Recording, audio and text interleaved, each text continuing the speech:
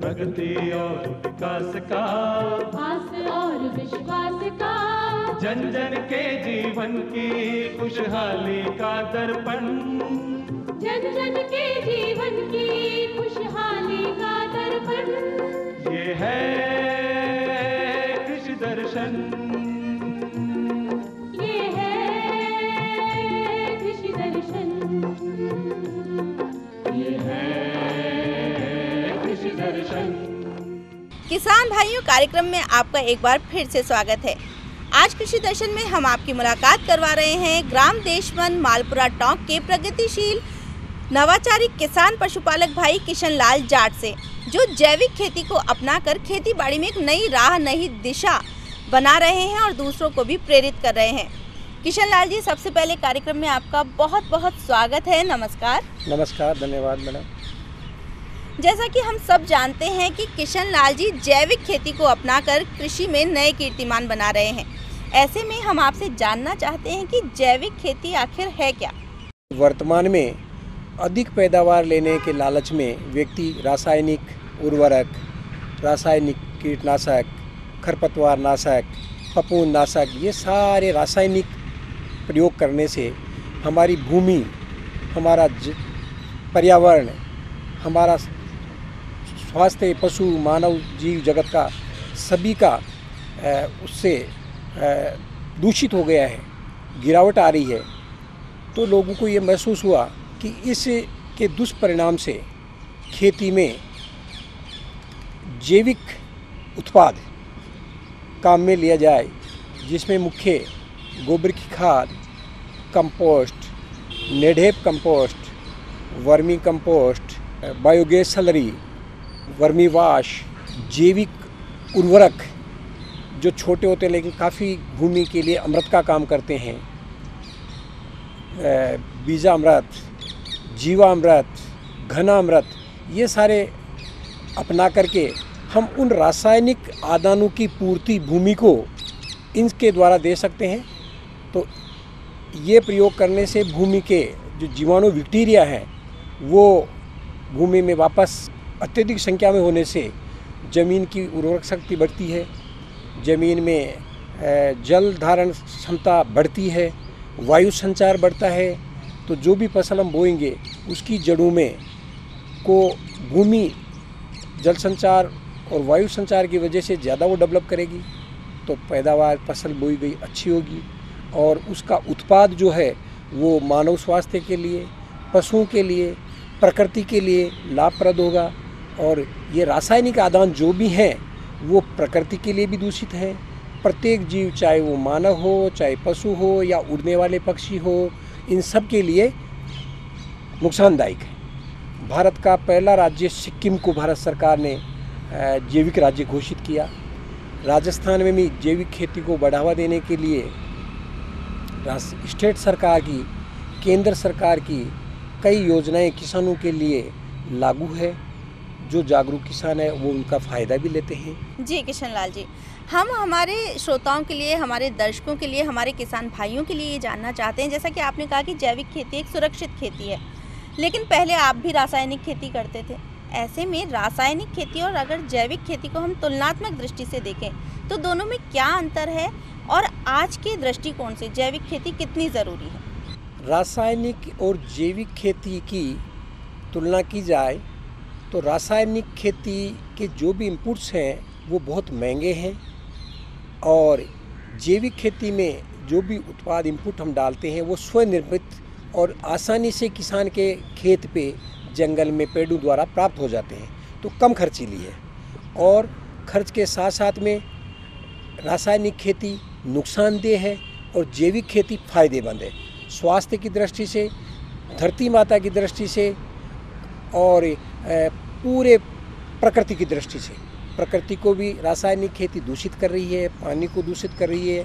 बहुत सारे आज एरिया जिसमें पंजाब के कई एरिया हैं और कुछ गांव राजस्थान में भी ऐसे हो गए हैं जहां अंधाधुंध रासायनिक प्रयोग करने से वहाँ का पानी दूषित हो गया, पीने लायक पानी नहीं रहा है और लोगों को कैंसर और टीबी दमा ऐसी भयंकर बीमारियां हो गई है कि हम रासायनिक जो दवा खाद उपयोग में ले रहे हैं वही उत्पादित अनाज में, चारे में आ रहा है, उसका असर खाने वाले प्रत्येक जीव पे पड़ रहा है। जी किशनलाल जी, ये जानना हम चाहेंगे कि आपको जैविक खेती के प्रति किस बात ने प्रेरित किया कि आप भी जैविक खेती करें या जैविक किसान बने?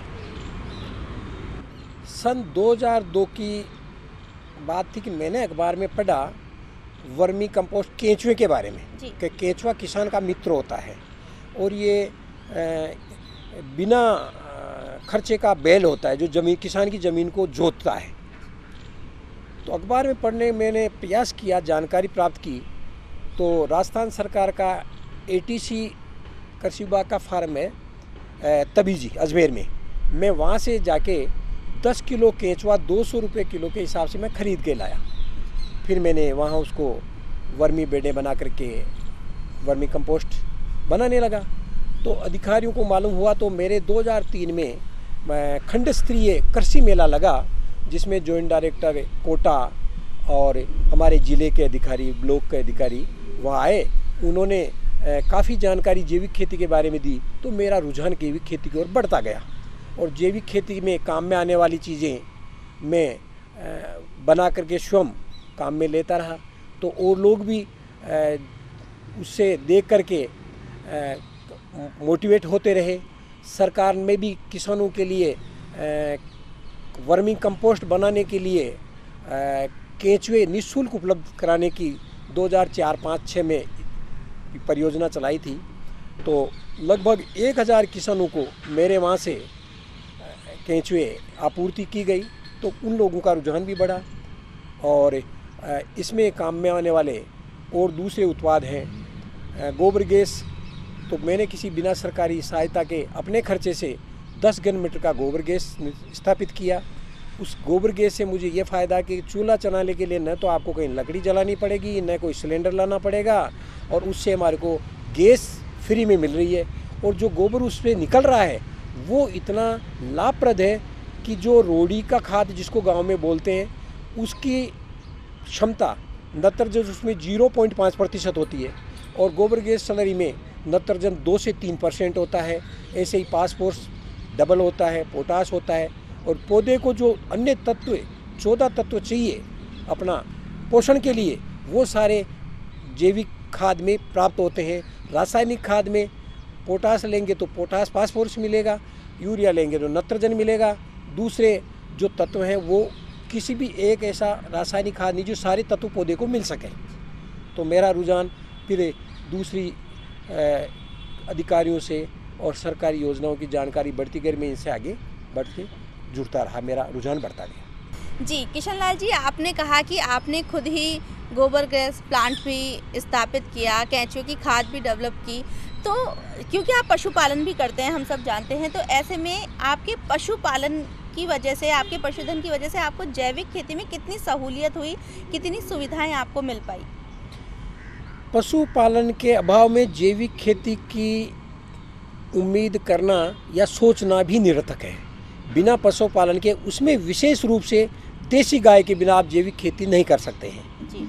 क्योंकि जैविक खेती में काम में लिए जाने वाले समस्त उत्पाद, चाहे वो कीटनाशक हो, चाहे वो खाद के रूप में हो, चाहे वो जीवामृत के रूप में हो, चाहे घनामृत के रूप में हो, चाहे वर्मी वाश के रूप में हो, वो सारे उत्पाद हमें देसी गाय के गोबर, मूत्र, दूध, छाछ, दही, ये सारी चीज़ें दवाई के रूप में प्रयोग में लेते हैं। मतलब ये हम कह सकते हैं कि हमारा पशुपालन और अगर आप जैविक खेती कर रहे हैं तो वो एक दूसरे पर पूरी तरह निर्भर है।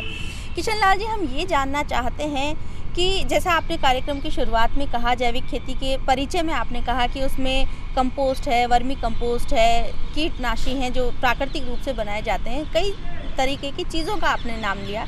इसमें एक नाम या एक बात जो आती है FIR बहुत प्रचलित है, ये FIR क्या है, इसके बारे में हमारे दर्शकों को बताइए। ये फसलों में फफूंद, वातावरण में नमी की वजह से कई भूमि में अच्छे जीवाणु बैक्टीरिया भी हैं तो खराब बैक्टीरिया भी हैं, वो फसल को नुकसान भी पहुंचाते हैं। तो वो जब फसल छोटी अवस्था में होती है तो उनको ज़्यादा प्रभावित करते हैं। तो फफूंदनाशी, कवकनाशी ये बीमारियां उनको बोलते हैं। तो रासायनिक में तो पाउडर वगैरह, लिक्विड वगैरह होता है।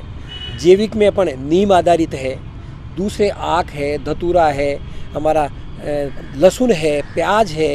ये बहुत सारे ऐसे पेड़ के पत्ते जिनको जानवर कम खाते हैं, वो सारे दवा के रूप में प्रयोग किए जा सकते हैं। उसका यही पैमाना है कि जिस पेड़ के पत्ते को विशेष रूप से गाय कम खाएगी, कुछ पौधों को बकरियां खाती है लेकिन कम खाएगी, वही प्रकृति की दवा के रूप में है और उसका उपयोग करके हम FIR का कंट्रोल करते हैं। जी, अब हम और हमारे सभी दर्शक ये जानना चाहेंगे कि क्योंकि किशन लाल जी जागरूक किसान हैं, ऐसे में सरकारी योजनाएं जैविक खेती के लिए कितनी हैं, किस तरीके से किसान उनसे जुड़ सकते हैं और फ़ायदा उठा सकते हैं, इसके बारे में थोड़ा सा बताइए। जैविक खेती को बढ़ावा देने के लिए प्रदेश सरकार और केंद्र सरकार दोनों की किसानों के लिए कई योजनाएं हैं। जैसे हम राज्य सरकार की बात करें तो अभी वर्तमान में PKVY योजना, जिसको पारंपरिक कृषि विकास योजना हम बोलते हैं, और वो 2015-16 से राजस्थान में आरंभ की गई। तो प्रथम फेज उसका 3 साल में ख़त्म हो गया। अभी वर्तमान में सेकंड फेज चल रहा है। उसमें किसानों का 50 किसानों का क्लस्टर बनाया जाता है। उनका जो भी प्रमाणीकरण एजेंसी है, सरकार अपने खर्चे पे उनके उत्पाद का प्रमाणीकरण का कार्य करती है और उनको समय समय पर ट्रेनिंग देते हैं, उनको जैविक उत्पाद बनाने का प्रशिक्षण देते हैं। और दूसरा, जैविक खेती में राज्य स्तर पर जैविक खेती कृषक सम्मान योजना है, जो पूरे प्रदेश में 3 किसानों को 1-1 लाख रुपए का पुरस्कार दिया जाता है, जिससे दूसरे देखने वाले किसानों को प्रेरणा मिलती है कि मैं भी जैविक खेती करके इस कदम की ओर बढ़ूं। दूसरा, उद्यान विभाग की भी स्कीम है कि वर्मी कंपोस्ट यूनिट बनाने के लिए 1 लाख रुपए का वो प्रोजेक्ट बनाते हैं, जिसमें 30 फीट लंबा 20 फीट चौड़ा छाया का टीन शेड बनाते हैं। उसमें 50% अनुदान हॉर्टिकल्चर विभाग किसान को देता है और प्लास्टिक की वर्मी बेड भी अनुदान पे किसान को उपलब्ध कराई जाती है।